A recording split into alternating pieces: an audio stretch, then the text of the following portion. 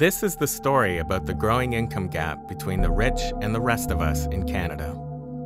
For more than a decade, Canadians have been asked to sacrifice for our economy in exchange for the promise of prosperity. We were told that if we worked harder and smarter, grew the economy, and expected less from our governments, we would all do better. A rising tide would lift all boats. But that didn't happen. Canada has the 9th largest economy on the planet, performing better than G7 nations on many economic fronts.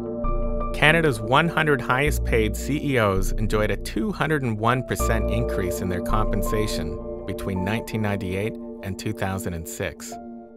In 2006, those top paid CEOs made 259 times more than Canadians earning the average wage. Canadians' real average wages stagnated during the best of economic times. The lion's share of Canada's economic growth went to the richest 10%, which started to break away from the rest of us. Over the past generation, the share of incomes going to the richest 1% soared. But most Canadian families had to settle for a smaller share of income. All Canadian families, except for the richest 10%, were putting in more hours and weeks in the workplace, 200 hours more compared to just 10 years ago. But incomes didn't grow for the majority. Middle-class families felt the squeeze. It took 2 income earners for a middle-class family to make it, and they had to work more just to keep afloat.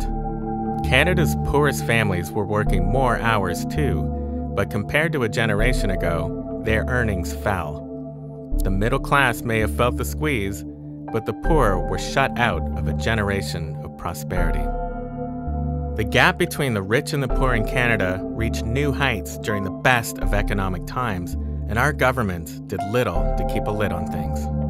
Canada's income gap between the rich and the rest of us traditionally grows during recessions when Canadians lose jobs, but improves during good economic times.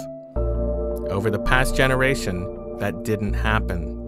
The gap got worse during good times and bad. Only the richest did better. The latest round of economic growth has run its course, yet Canadians are left with more income inequality. It doesn't have to be this way.